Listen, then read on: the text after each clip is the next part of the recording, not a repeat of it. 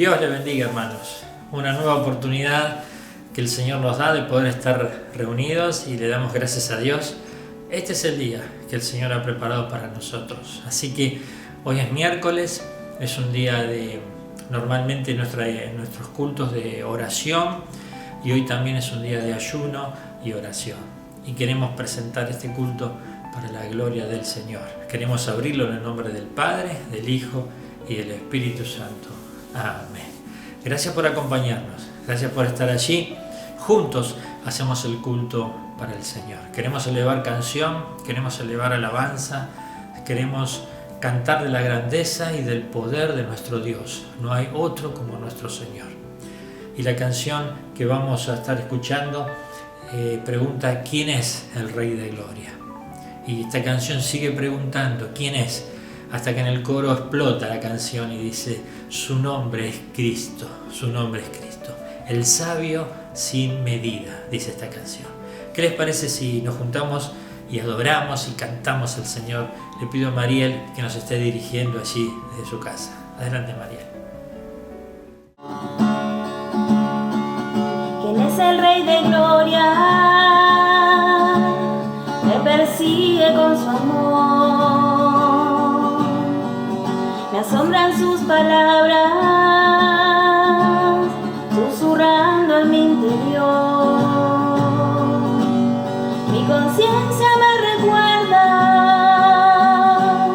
necesito su perdón. ¿Quién es el Rey de Gloria que me lo ofrece hoy? Tu nombre es Cristo, Jesucristo, Dios poderoso, Rey de mi ser, Rey de gloria. Su nombre es Cristo, Jesucristo, Dios poderoso, Rey de mi ser, Rey de gloria. Rey del universo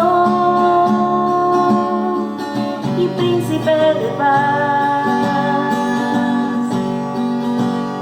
revelándome los cielos, los misterios que en él hay. El Señor de cielo y tierra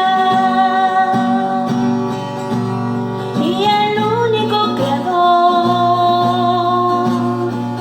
Él es el Rey de Gloria, Hijo de hombre, Hijo de Dios. Su nombre es Cristo, Jesucristo,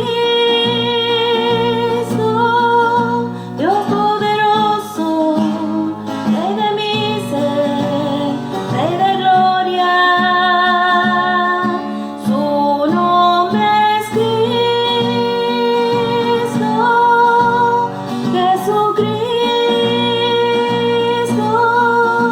Dios poderoso, Rey de mi ser, Rey de gloria.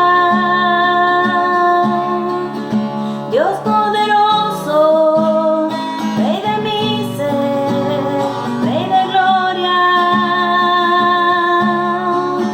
Dios poderoso, Rey de mi ser, Rey de gloria.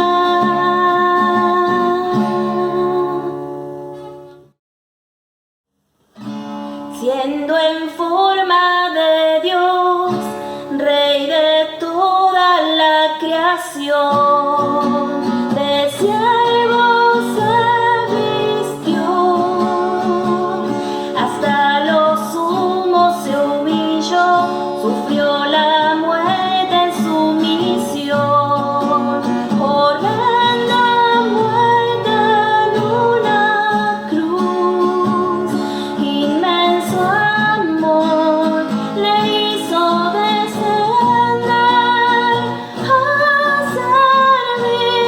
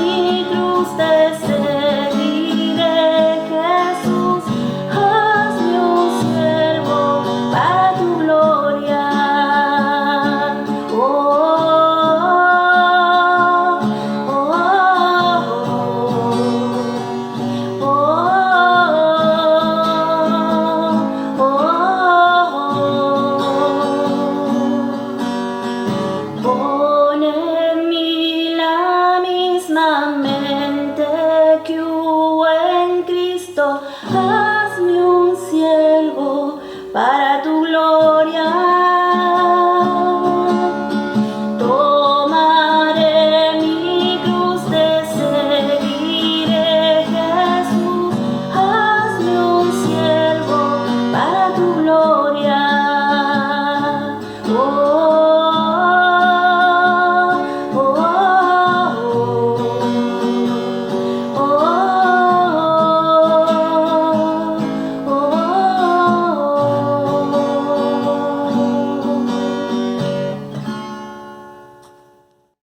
Un siervo para la gloria del Señor, un siervo dispuesto a trabajar y a servir al Señor. Siervo no es nada más que otra cosa que servicio. Siervo no es nada más que alguien que está a los pies de su amo o atento a la mirada de su amo a ver qué instrucción le va a estar dando el Señor. Y nosotros tenemos que estar con esa disposición. Hoy es miércoles, día de oración, y también estamos con día de ayuno. El ayuno es una práctica que se llevaba a cabo tanto en el Antiguo como en el Nuevo Testamento. Y muchas veces se hacía en forma general, ¿no? O sea, toda una nación. Por ejemplo, Josafat, cuando estaba rodeado por tropas enemigas y ya era la derrota segura para ellos, convocó a ayuno a todo el pueblo. Nínive también, ¿se acuerdan? Jonás, luego de la predicación de Jonás, Nínive se convoca a ayuno para pedir el perdón y el favor de Dios. Joel, en la época del profeta Joel, hubo una invasión tremenda, la oruga, el saltón, el revoltón y la langosta. El gran ejército, habla Joel, era un ejército que invadió todos los campos, la ciudad, todo, se comió todo. Devoraron todo y no quedó nada. Tal es así que dice: la vid está seca y murió la higuera, el granado también, la palmera, el manzano. Va describiendo, ¿no? Y todos los árboles del campo se secaron. Joel capítulo 1, versículo 12. Es tremendo, el panorama era tremendo, la gente no sabía cómo manejarse. Entonces le dice la palabra del profeta a los sacerdotes: ceñíos, lamentad, sacerdotes, gemid, ministros del altar, venid, dormid en cilicio. Y bueno, le da ciertas instrucciones. Y el versículo 14, este es el importante: proclamad ayuno, convocad asamblea, congregad a los ancianos y a todos los moradores de la tierra en la casa de Jehová vuestro Dios, y clamad a Jehová. Y claro, este fue un ayuno generalizado, ¿no? Había que hacerlo entre todos, ¿no? Y es muy interesante, es muy importante esta práctica, en donde uno no solamente hace una abstinencia de comida, sino que también abstinencia de apetitos de la carne. Y es como una balanza, ¿no? Esto es como una balanza. La carne y el espíritu están siempre en permanente lucha, uno y el otro, ¿no? Y cuanto más del espíritu tenemos, menos carne va a haber, y viceversa.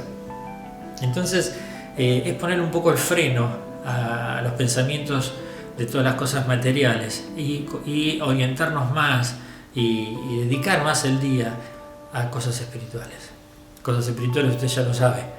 Orar, número 1, orar al Señor, tener tiempo para orar a solas con el Señor, leer su palabra, meditar en la palabra, no solamente leerla. Podemos leerla y me leí 30 capítulos hoy, qué bárbaro, batí el récord. Meditarla, escudriñar, ver qué decía para ellos y qué nos está diciendo para nosotros en este tiempo. O sea, meditar en la palabra del Señor. Estar atentos, poner el oído en la Biblia a ver qué es lo que el Señor nos está diciendo y estar en comunión con el Señor. Que el tobogán suba en el aspecto espiritual y mengüe en el aspecto de la carne. Así que, querido hermano, estamos en esta actitud de oración y de búsqueda del rostro del Señor. Y es un buen tiempo que podemos dedicarle al Señor. Que esto sea una linda práctica para también tenerlo más adelante. Estamos haciendo este ayuno en favor de nuestro querido pastor, y esperamos del Señor una gran respuesta, una gran obra de parte de nuestro Dios. ¿Qué les parece si oramos? Así como estamos, cerremos nuestros ojos en casa y vamos a orar al Señor en este día tan importante, en este día tan especial. Vamos a buscar el rostro de Dios. Oramos. Bendito Dios, Padre nuestro, venimos a ti en el nombre de Jesucristo. En ese nombre te agradecemos y te damos gloria y alabanza. Gracias porque podemos entrar en tu presencia. Gracias porque el velo está derrumbado, está caído y podemos entrar.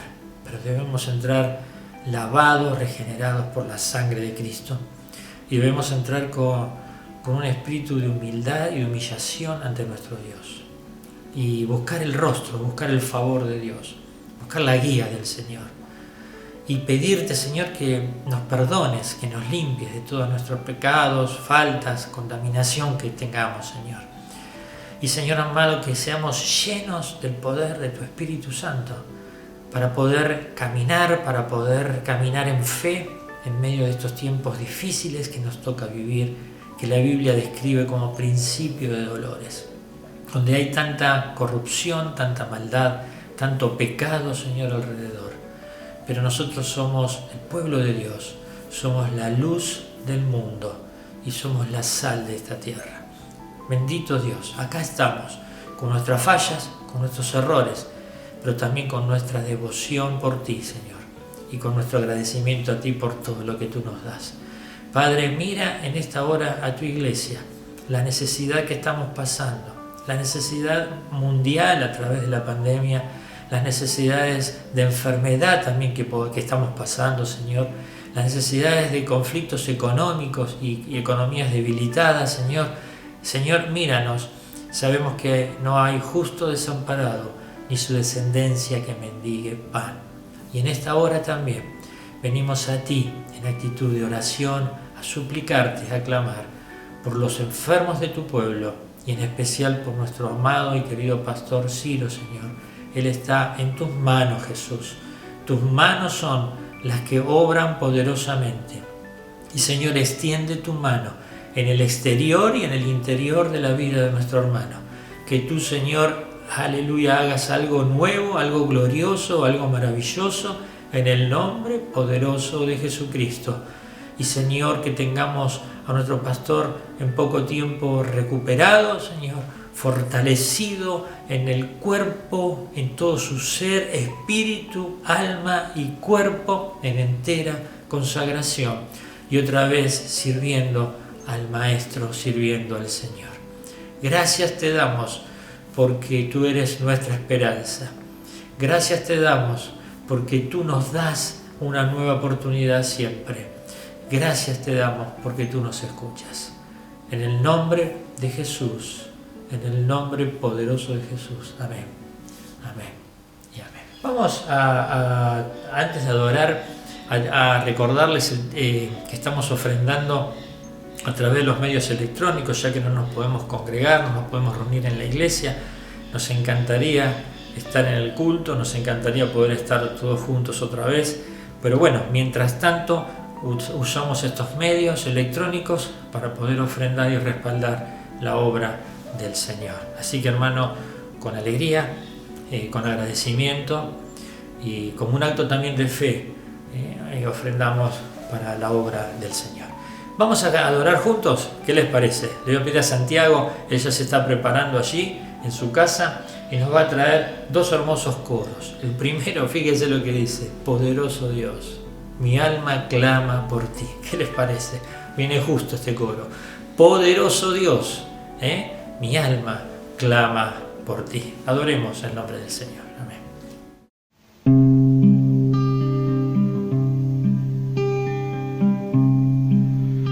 Al que está sentado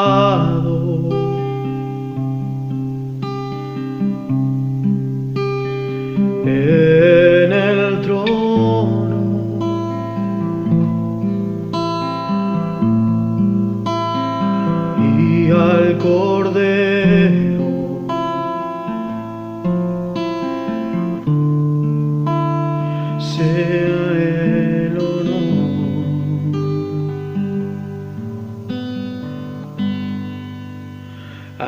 sea la gloria,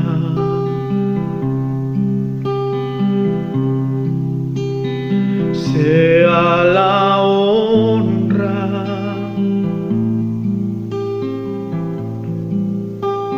sea el dominio,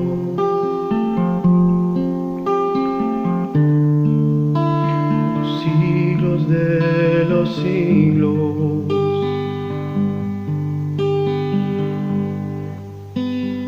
Poderoso Dios,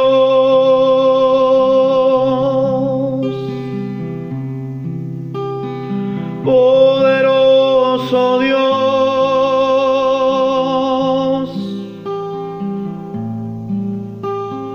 poderoso Dios, mi alma clama por ti.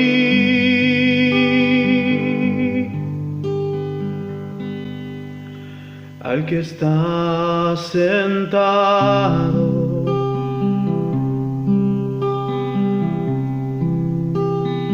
en el trono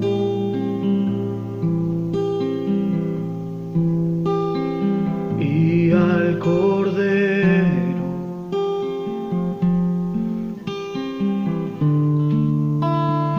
sea el honor.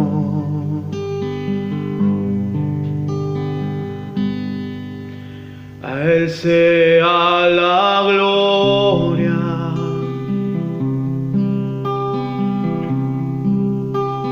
sea la honra,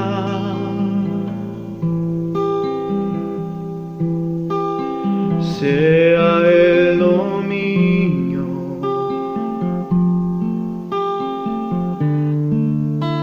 los siglos de los siglos.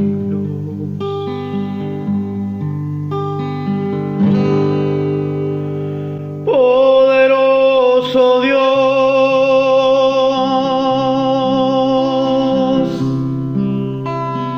poderoso Dios,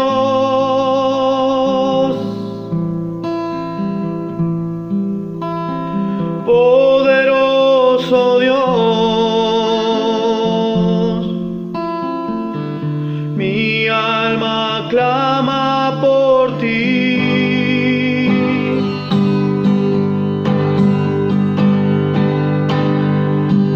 Poderoso Dios,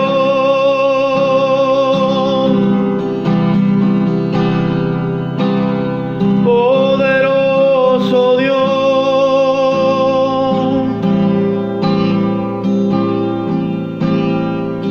poderoso Dios, mi alma clama por ti.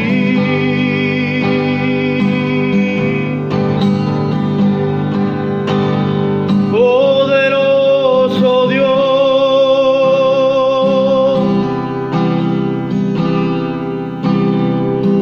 poderoso Dios,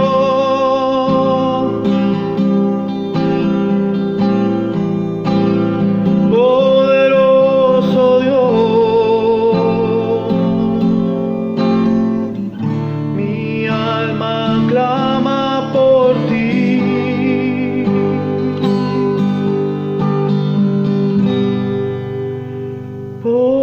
Poderoso Dios.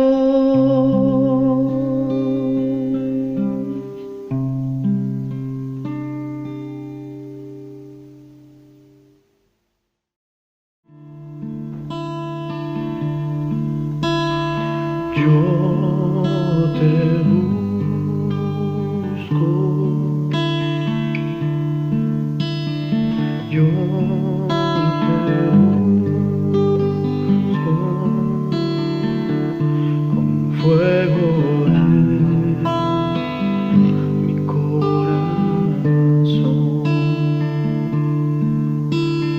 Yo te busco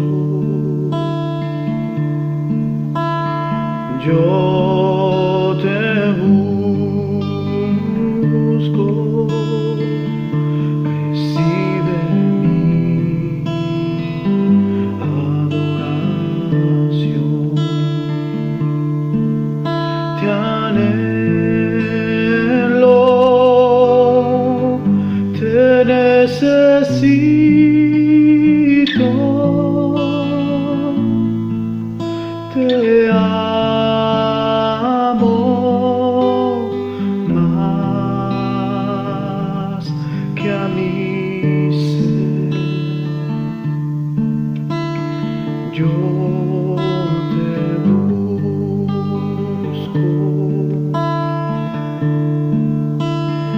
yo te busco con fuego en mi corazón. Yo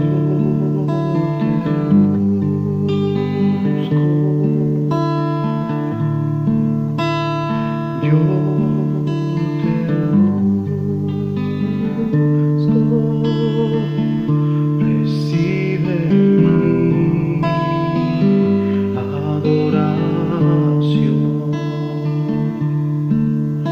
te anhelo, te necesito,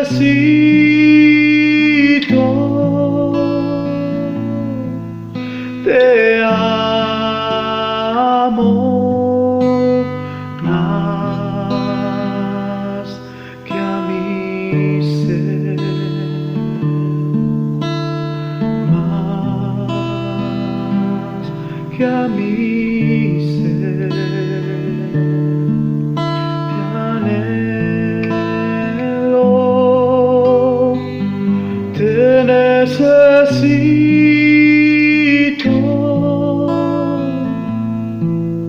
te amo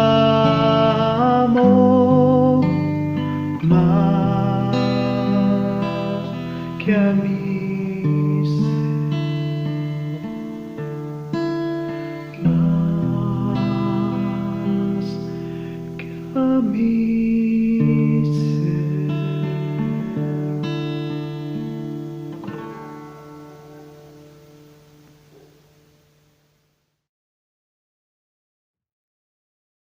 Bueno, veníamos cantando, ¿no? Yo te busco con fuego en mi corazón. Es tiempo de búsqueda, es tiempo de buscar al Señor, clamando, pidiendo el favor y que la mano poderosa del Señor se esté moviendo en medio de su pueblo.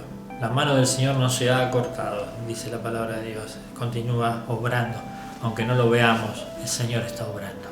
Queridos hermanos, ¿qué les parece si nos acomodamos sobre nuestro espíritu, nuestro corazón y nos abrimos a escuchar atentamente el consejo de Dios y la palabra de Dios en este día para nuestras vidas? Le voy a pedir a Ricky querido que nos traigas hoy el mensaje de la palabra del Señor. Estemos escuchando atentamente lo que el Señor le transmite a su siervo y su siervo a todos nosotros. Adelante Ricky, el Señor te bendiga. Paz. Dios les bendiga, queridos hermanos. Y miren, para poder volcar lo que Dios puso en mi corazón en esta noche, vamos a tener que leer un poco la palabra y leer algunos pasajes. Quiero invitarlos al primer pasaje que les quiero leer, que está en Lucas, capítulo 22, versículo 54. Lucas, capítulo 22, versículo 54. Y prendiéndole, le llevaron y le condujeron a casa del sumo sacerdote, y Pedro le seguía de lejos. Y habiendo ellos encendido fuego en medio del patio, se sentaron alrededor, y Pedro se sentó también entre ellos. Pero una criada, al verle sentado al fuego, se fijó en él y dijo: también éste estaba con él. Pero él lo negó diciendo: mujer, no lo conozco. Y un poco después, viéndole otro, dijo: tú también eres de ellos. Y Pedro dijo: hombre, no lo soy. Como una hora después, otro afirmaba diciendo: verdaderamente también este estaba con él, porque es Galileo. Y Pedro dijo: hombre, no sé lo que dices. Y enseguida, mientras él todavía hablaba, el gallo cantó. Entonces, vuelto el Señor, miró a Pedro, y Pedro se acordó de la palabra del Señor que le había dicho: antes que el gallo cante, me negarás 3 veces. Y Pedro, saliendo fuera, lloró amargamente. Hay pocos textos tan tristes en la palabra de Dios como este. Uno puede sentir la amargura que tenía Pedro, el dolor que tenía Pedro, porque había negado al Señor.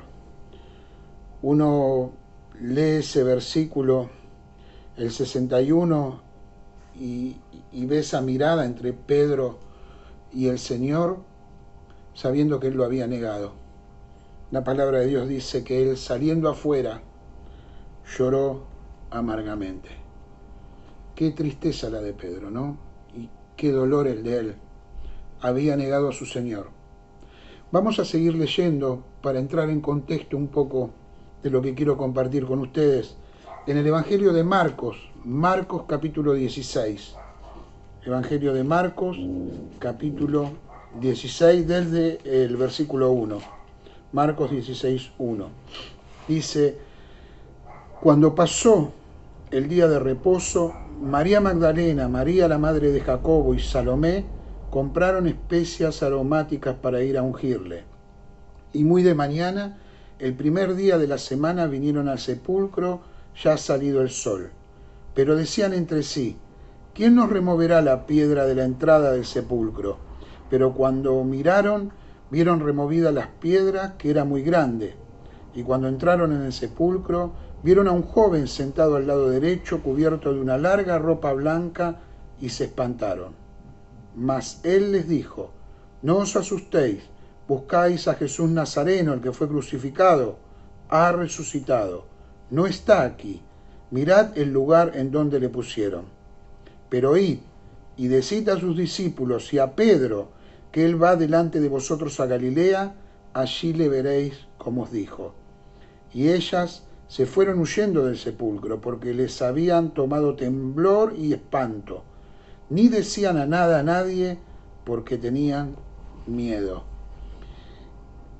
Acá nos está hablando de la resurrección.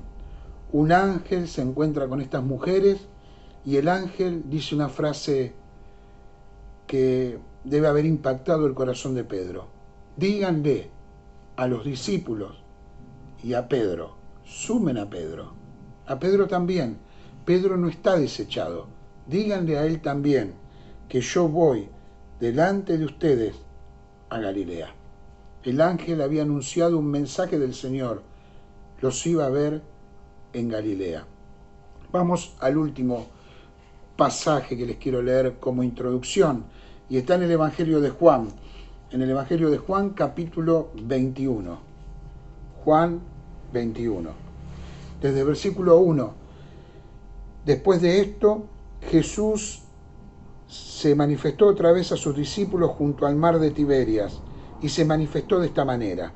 Estaban juntos Simón Pedro, Tomás llamado el Dídimo, Natanael, el de Caná de Galilea, los hijos de Zebedeo y otros 2 de sus discípulos. Simón Pedro les dijo: voy a pescar. Ellos le dijeron: vamos nosotros también contigo.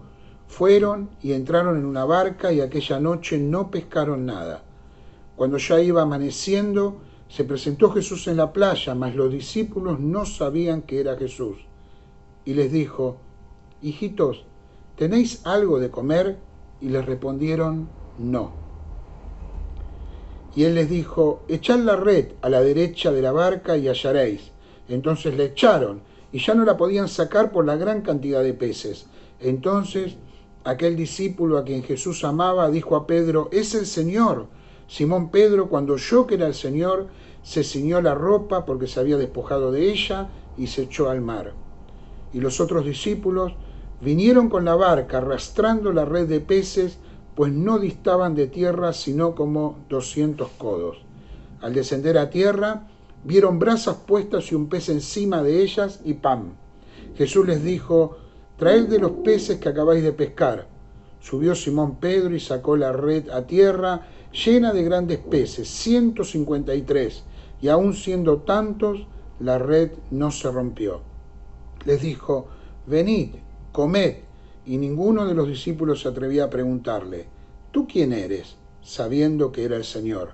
Vino pues Jesús, tomó el pan y les dio, y asimismo del pescado. Y esta era ya la tercera vez que Jesús se manifestaba a sus discípulos después de haber resucitado de los muertos. Cuando hubieron comido, Jesús dijo a Simón Pedro: Simón, hijo de Jonás, ¿me amas más que estos? Le respondió: sí, Señor, tú sabes que te amo. Él le dijo, apacienta mis corderos. Volvió a decirle la segunda vez, Simón, hijo de Jonás, ¿me amas?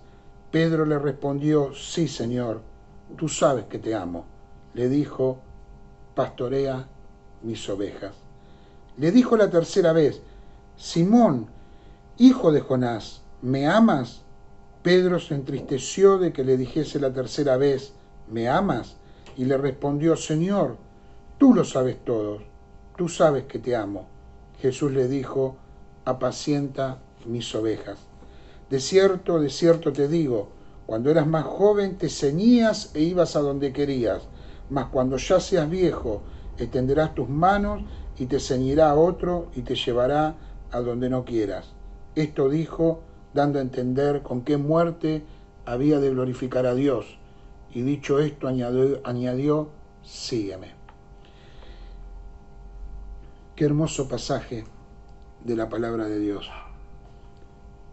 Pedro había pasado un tiempo difícil, con mucha amargura, con mucho dolor, con mucho llanto.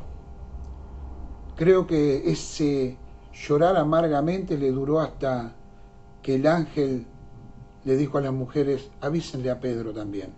Creo que ahí en Pedro se debe haber encendido una luz de esperanza, porque el Señor lo estaba incluyendo en el grupo.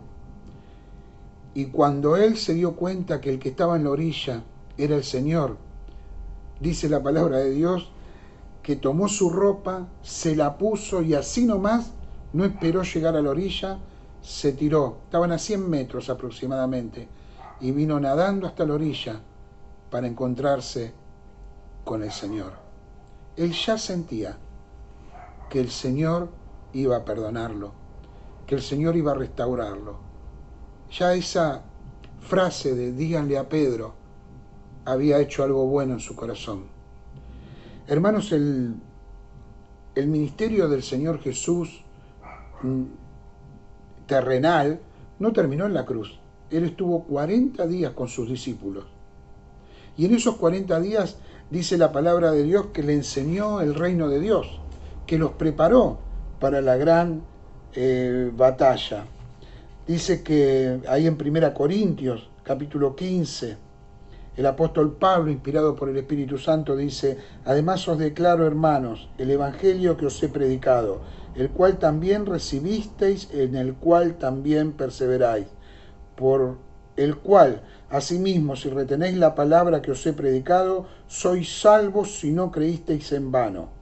Porque primeramente os he enseñado lo que asimismo recibí, que Cristo murió por nuestros pecados conforme a las Escrituras, y que fue sepultado, y que resucitó al tercer día conforme a las Escrituras, y que apareció a Cefas, y después a los 12, después apareció a más de 500 hermanos a la vez, de los cuales muchos viven aún, y aún otros ya duermen.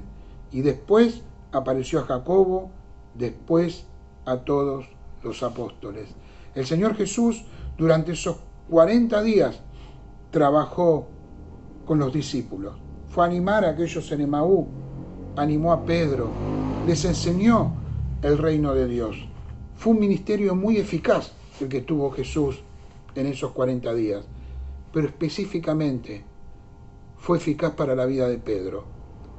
Era el más avergonzado de los apóstoles, era el que había caído más bajo, el que estaba triste, el que estaba avergonzado. Ese ministerio empieza con un recado personal del ángel a las mujeres, díganle a Pedro. Luego sigue con una aparición personal, no ahí en Lucas capítulo 24, dice que ellos decían, ha resucitado el Señor verdaderamente y ha aparecido a Simón Pedro.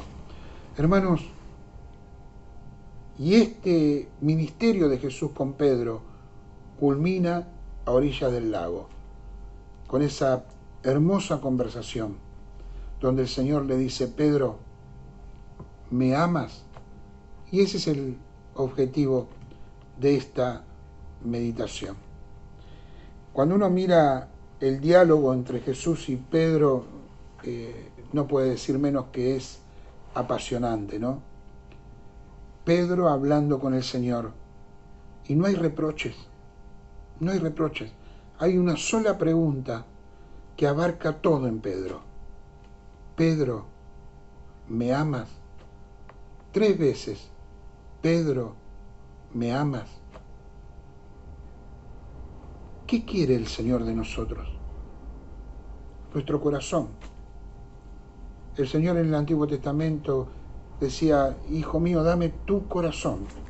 Él quería nuestro corazón y Él quiere nuestro corazón. Y Él quiere nuestro amor. Pero ¿qué clase de amor? ¿Cuál es el amor que Jesús reclama y pretende de nosotros? ¿Qué tipo de amor?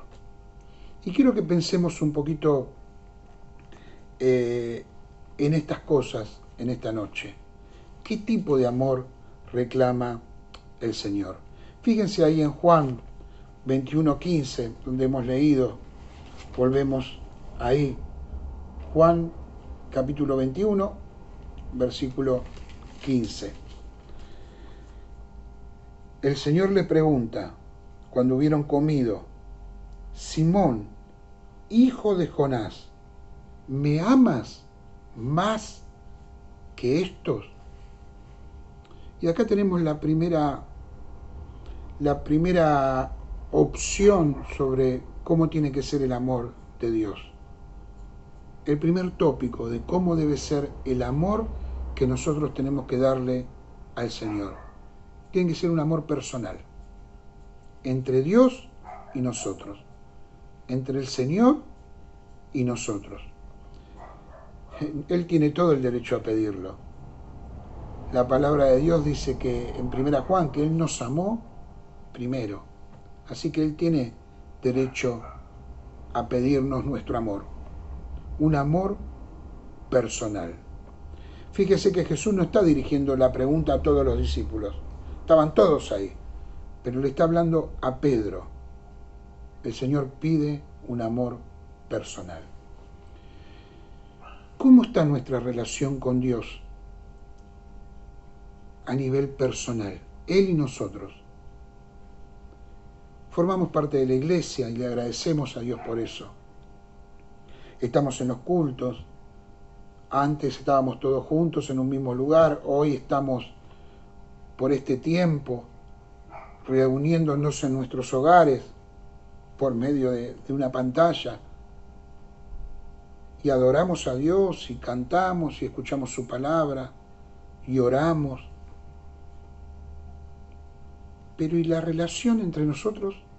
La relación que tiene que haber entre el Señor y nosotros. Él pide un amor personal. Él nos dice en esta noche, ¿me aman a mí más que a todos? ¿Me aman de manera personal o de manera religiosa? El Señor pide, como primer punto, un amor personal. Nosotros y el Señor. Ahí también en Juan 21:15, el versículo que hemos leído, Pedro le responde, sí Señor, tú sabes que te amo. Y él le dijo, apacienta mis corderos. Miren, acá hay algún jueguito con el griego, ¿no? Que se ha traducido de manera casi igual cada versículo, ¿no? Y uno dice, pero si está diciendo te amo, ¿por qué vuelve a repetirle 3 veces la pregunta, ¿no? Bueno, algunos han buscado respuestas místicas a todo esto, pero la realidad está en la traducción. Miren, yo se los leo cómo quedaría esto en el idioma original, ¿no? En el griego koiné, el griego en el que escribió Juan. El Señor le preguntaría, Simón, Iona agapas, ¿mi? ¿Sabe qué quiere decir eso? Simón, ¿me amas? Ágapas. ¿Recuerda la palabra ágapas? Ágape, ¿no? El amor de Dios, el amor de verdad. Pedro contesta, su oídas otis filose, ¿no? Señor, tú sabes que te quiero. Con Silvia tenemos una anécdota, ¿no? Que siempre nos reímos al recordarla. A veces el amor de Dios es tan tremendo que nos descoloca, ¿no? Yo no creo que Pedro no amaba al Señor. Creo que el amor del Señor lo descolocó y no supo qué contestar, ¿no? Y contestó como pudo. Y le contestó, te quiero. Hay una diferencia entre un te quiero y un te amo. Cuando éramos jóvenes, novios, recuerdo un día muy lindo con Silvia de novios, los primeros meses, tomando un café, y en un momento de la conversación, yo creo que ya se lo había dicho antes, pero bueno, en ese momento la escuché a ella decir, te amo, decirme a mí, te amo. Bueno, mi cara se puso como un tomate cuando ella me dijo eso, y yo le contesté. ¿Saben qué le contesté? Gracias. Y ella me miró como diciendo, ¿qué me está diciendo? No supe qué decir. Y dije, gracias. El Señor le estaba diciendo, Pedro, ¿me amas? Luego el Señor desciende la pregunta, porque el segundo versículo, el Señor ya no le dice, en el versículo 17, ya no le dice a Pedro, en la tercera pregunta, no le dice me amas. Acá utiliza la palabra filo también el Señor, y le dice, Pedro, ¿me quieres? Ahí es como Pedro debe haberse quedado como diciendo, me parece que mi respuesta no es la correcta. Y ahí le contesta Pedro, entristecido de que le dijese la tercera vez, me amas, y le respondió, Señor, tú lo sabes todo, tú sabes que te amo. Y el Señor le dice, bueno, entonces apacentá mis ovejas. Jesús no quiere ser amado un poquito. No quiere que lo amemos un poquito. Ni siquiera quiere que lo amemos el 90%. Jesús reclama todo nuestro amor, porque Él se merece todo nuestro amor. Él no tiene que descender a un te quiero. Nosotros tenemos que ascender a un te amo, Señor. Te amo con todo el corazón. Te amo con toda nuestra vida, en cuerpo, alma y espíritu. Te amamos, Señor. Creo que ese día, en el lago, Pedro cambió. Pedro entendió un montón de cosas. Imagínense, desde el perdón hasta la comprensión del Señor, hasta el amor del Señor, la redención, volver a ser el discípulo que estaba con Jesús. Y hay un tercer punto sobre cómo el Señor nos pide que lo amemos. El tercer punto es que este amor debe ser confesado ante los hombres, ante las personas. Nuestro amor tiene que ser confesado ante las personas. Pedro, ¿me amas? Andá y contale a otros que me amás. Hermanos, Él le hace confesar este amor porque había testigos. Pero, el objetivo del Señor no es solamente que Pedro le diga, me amas. Yo creo que el objetivo del Señor era redimir a Pedro, era levantar a Pedro, que ese diálogo entre Pedro y el Señor lo escuchen los demás. Pedro, ¿me amás? Sí. Andá y servime, apacentá mis ovejas. El Señor estaba diciendo, Pedro está en condiciones de ser mi siervo. Un amor que se pueda manifestar hacia los demás. Hermanos, no somos cristianos con la Biblia escondida, con el mensaje oculto. No somos una luz que se esconde debajo de la mesa. Tenemos que anunciar nuestra fe. Tenemos que decirle a este mundo que se está perdiendo que somos los amados del Señor y que amamos al Señor y que tenemos el mensaje de salvación del Señor. Y decirle a este mundo que de tal manera lo amó que ha enviado a su Hijo Jesucristo a morir por nosotros en la cruz del Calvario. Me llegó una vez una historia de un misionero que hablaba de... este era misionero en China, en la China comunista, y él tenía un concepto diferente al que nosotros creíamos sobre el tema de la iglesia subterránea y la iglesia confesante, como le llamaban, ¿no? Y, hermanos, la fe requiere confesión pública. Entonces, cuando le pregunto sobre la iglesia subterránea, este misionero chino dijo una frase que me desconcertó porque yo pensaba de otra manera. El misionero dijo, miren, todos hablan maravillas de la iglesia subterránea. Son cristianos que se reúnen y que predican el evangelio ocultos, ¿no? Decía esto este misionero, y yo, era lo que yo creía. Sí, hay una iglesia subterránea de cristianos perseguidos que están predicando el evangelio. Y hay una iglesia confesante, dice. Esta iglesia confesante a veces los controlan, no es que le controlan lo que predican, no quieren que hablen mal de gobierno, que esto, que lo otro, pero este hombre decía, pero son más valientes los de la iglesia confesante, la pasan peor, son todo el tiempo perseguidos, todo el tiempo molestados, hacen los cultos, las reuniones y tienen soldados o espías que están viendo cómo se comportan. Si hay algún problema, el primero que cae es el pastor y los siervos de Dios del lugar, porque han declarado su fe. Y después están los otros, que quizás también tienen su cuota de persecución, pero no salen del subterráneo, ¿no? Fue una opinión diferente a la que yo tenía, ¿no?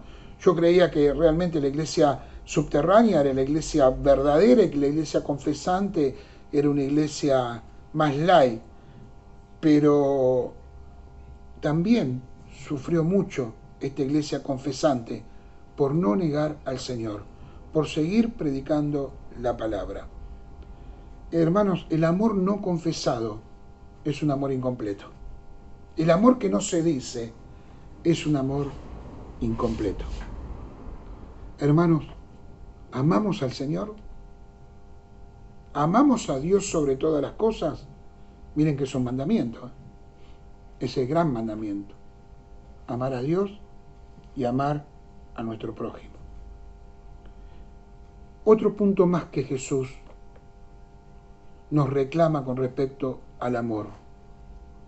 Tiene que ser un amor humilde.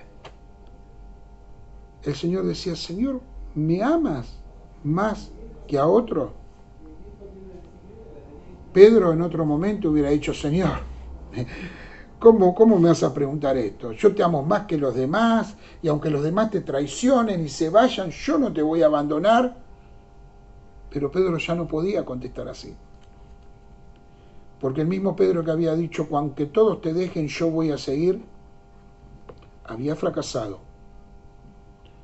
Él solo le dice, Señor, tú sabes que te amo. La humildad del que sabe que puede tropezar. La humildad del que sabe que necesita pedirle a Dios que le dé amor para seguir amándolo. Parece una paradoja, ¿no? Le pedimos a Dios amor para poder darle amor a Dios.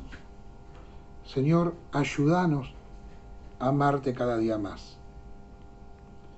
Un amor humilde.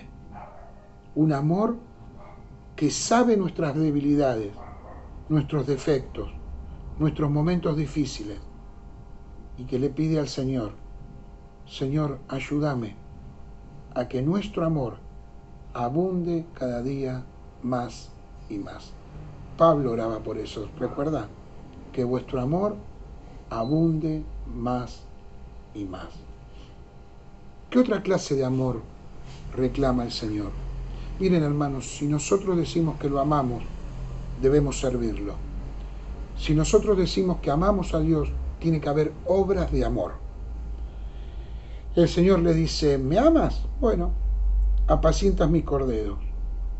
Le está diciendo, cuida mis intereses, cuida mi reino, engrandecé mi reino, busca las ovejas perdidas, cuida a mis hijos,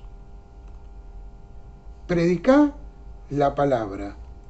El amor obra, el amor hace cosas, el amor se manifiesta, el amor da de comer, el amor abre su casa, el amor da de abrigo, el amor visita en las cárceles, visita en los hospitales, el amor llama por teléfono, el amor ora, el amor abraza, el amor bendice, un amor que obra. También el Señor pide un amor dispuesto a que se haga su voluntad. El Señor Jesús a lo último le dice a Pedro, de cierto te digo, cuando eras más joven te ceñías e ibas a donde querías, mas cuando ya seas viejo extenderás tus manos y te ceñirá otro y te llevará a donde no quieras. ¿Qué le estaba diciendo el Señor? Pedro, ¿me amas? Ya no será tu voluntad, sino la mía. Ya no irás a donde quieras vos, sino a donde yo te mande.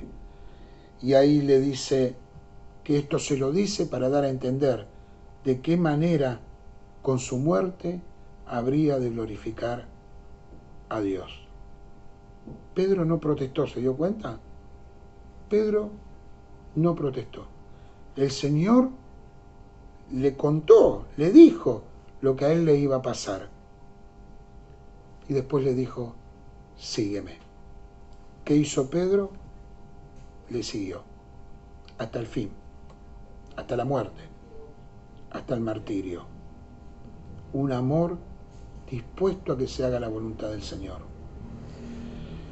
Hermanos, hay momentos en la vida donde la voluntad de Dios nos duele. Muchos momentos en la vida podemos pasar donde la voluntad de Dios, que nunca deja de ser agradable y perfecta para nuestra vida, que nunca ninguna de las pruebas nos ayudan para bien, siempre va a ser así, pero a veces nos duele. Y ahí es cuando nosotros, por amor al Señor, aceptamos su voluntad. Señor, me duele, pero lo acepto. Señor, me duele, pero acá estoy.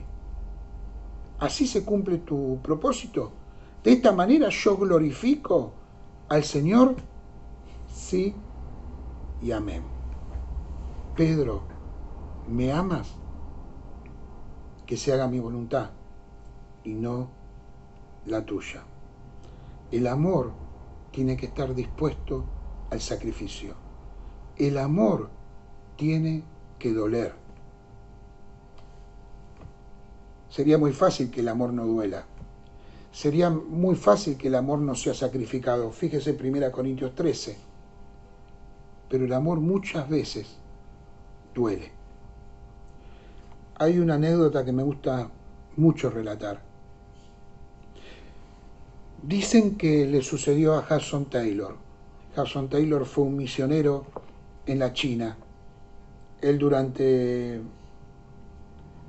toda su vida, desde muy jovencito, él fue de misionero a China y él formó ahí un seminario para preparar misioneros. Miren, siempre el cristianismo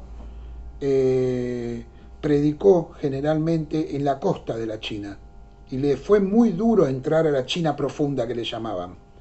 Entonces, ¿qué hacía Hudson Taylor? Desde la costa de China, él ahí fundó iglesias, fundó un seminario misionero y él preparaba misioneros para enviarlos a la China profunda. Y cada vez que él preparaba un misionero sabía que lo preparaba para la muerte, porque la mayoría no volvía. A la mayoría se los martirizaba, se los mataba o morían de enfermedades ahí en la China profunda. Y él seguía preparando misioneros. Se casó muy joven, llegó a su esposa y su primera esposa murió ahí en China. Volvió a casarse, tuvo hijos, algunos hijos murieron en China y su segunda esposa volvió a morir en China. Cuando él tenía ya casi 70 años, él recibe una carta de la Asociación Misionera. La carta decía escuetamente: Reverendo o Pastor Hudson Taylor, su tarea en China ha terminado. Lo esperamos en Inglaterra. Cuando él leyó esa carta, dice que por un lado se emocionó porque él no quería dejar China. Toda su vida la había pasado acá. Él amaba la obra del Señor. Él había dado su vida, él había sufrido por amor a la obra. Pero por otro lado, sintió una especie de gozo. Dijo: voy a volver a mi tierra, voy a volver al lugar donde me eduqué, al lugar donde nací. Voy a volver a ver a mis compañeros del seminario. Seguramente visitaré iglesias, predicaré la palabra. Hasta quizás hubiera pensado: me merezco este descanso. Bueno, él preparó las valijas, se tomó el barco y salió para Inglaterra. Y en el viaje, él pensaba cómo sería el recibimiento. Y él decía: Señor, ¿cómo me van a recibir? Y se imaginaba cosas. Se imaginaba un grupo de pastores que lo iban a ver, que lo iban a invitar, que le iban a preguntar cómo fue su experiencia en la China. Todo su viaje giró en torno al llegar a casa y ser recibido. Cuando el barco se estaba aproximando a la costa del puerto de Liverpool, dice que empezó a escuchar música. Y cuando se asomó y vio el puerto, vio que el puerto estaba lleno de banderas chinas e inglesas. Y había como una especie de escenario, y en el escenario estaban unos músicos salvacionistas del Ejército de Salvación cantando himnos y melodías, y había un montón de gente, y de costado del escenario había personas muy bien vestidas esperando. El primer pensamiento que él tuvo fue: gracias, Señor, gracias por este recibimiento. Gracias, Señor, porque estoy llegando a mi casa. Vuelvo a mi casa. Dicen que él bajó junto con otras personas y pasó por ese pasillo donde había un montón de personas con banderas chinas, con banderas inglesas.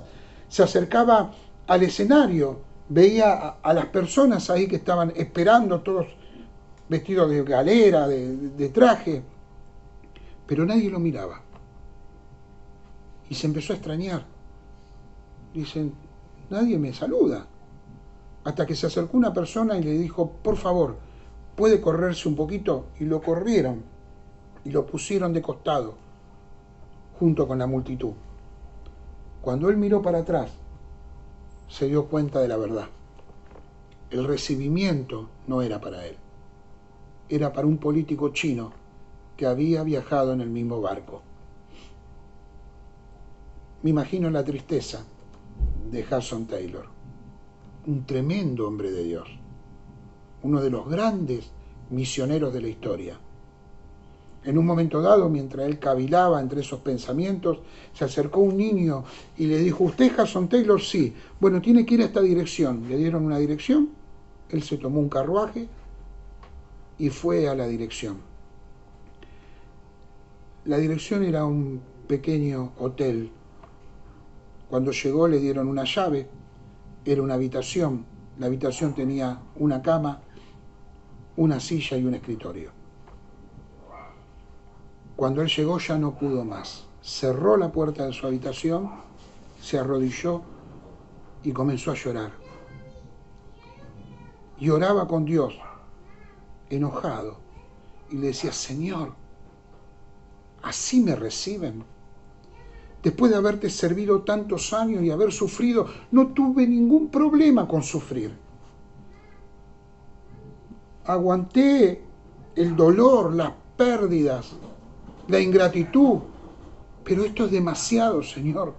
Estoy llegando a casa y así me reciben. Y el libro que escribe su hija cuenta que él se queda dormido mientras oraba. Y ahí, arrodillado, dormido, él tiene como una especie de sueño entre despierto y dormido. Y dice que el Señor le habla. Y le dice al Señor: Jason, ¿qué te pasa? Y Jason le contesta al Señor y le dice: ¿Cómo, Señor, qué me pasa? ¿No ves cómo me recibieron? ¿No ves que yo llegué después de tantos años de dar mi vida en la China para predicar el Evangelio y nadie me recibió?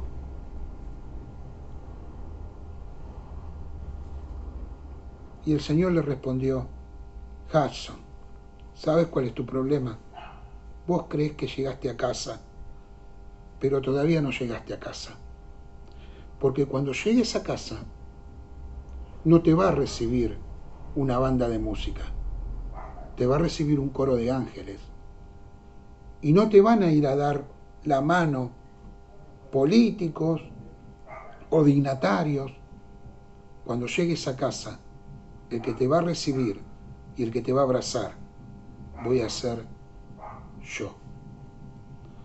Hermanos, el amor duele. El servicio al Señor muchas veces duele. Pero no se olvide nunca que en el cielo el Señor nos va a recibir y Él va a pagar bien. La recompensa no es acá. Podremos ver acá bendiciones de parte del Señor, pero no es acá, es allá.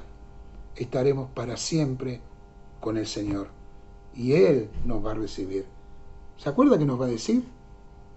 Buen siervo, buena sierva, fiel, entra al gozo de tu Señor. Hermanos, aceptamos la voluntad que Dios tiene para nuestra vida porque lo amamos. Amén. Otro punto más. Tiene que ser un amor libre de envidia. Ahí aparece algo, ¿no? En el versículo 21 y 22, ¿no? Habla del discípulo amado. Desde el versículo 20 dice: volviéndose Pedro vio que le seguía el discípulo a quien amaba Jesús, el mismo que en la cena se había recostado al lado de él y le había dicho: Señor, ¿quién es el que te ha de entregar? Cuando Pedro le vio, dijo a Jesús: Señor, ¿y qué de éste? Jesús le dijo: si quiero que él quede hasta que yo venga, que a ti, sígueme tú, ¿no? Enseguida Pedro se descolocó de nuevo, ¿no? Preguntó: ¿y qué pasa con él? Y el Señor le dijo: y si yo quiero que él quede hasta que yo venga, vos encargate de seguirme, ¿no? Hermanos, no miremos a los otros, miremos al Señor. Si nos comparamos, nos podemos sentir o mejor o peor. Dios quiere un amor sin envidia, un amor sin mirar a los costados. Señor, yo te amo. Y vos podés recibir mi amor como podés recibir el amor de mi hermano. ¿Saben qué es la carrera cristiana? No es una competencia. A ver quién llega temprano o más rápido. ¿Quién gana? Todos llegamos a la meta si corremos la buena carrera. Todos ganamos. El premio es para todos. No es por más rápido o por más lento. Es por más fiel. Cuanto más fiel, llegaremos a la meta. es por fidelidad, no por velocidad. Hermanos, tiene que ser un amor al Señor que se traduzca en amor a los hermanos. ¿Qué fue de la vida de Pedro? Él amó, él consoló, él predicó, él enseñó. Al final de sus días, cuenta la historia que él murió cabeza abajo. Dice la historia oficial, dice que él murió cabeza abajo porque no se sentía digno de morir como Cristo. El amor que el Señor reclama. Ese pescador con poca enseñanza, con poca letra, ese día a orillas del lago, comiéndose un pescadito, descubrió el secreto del amor, lo que Dios demanda de nosotros.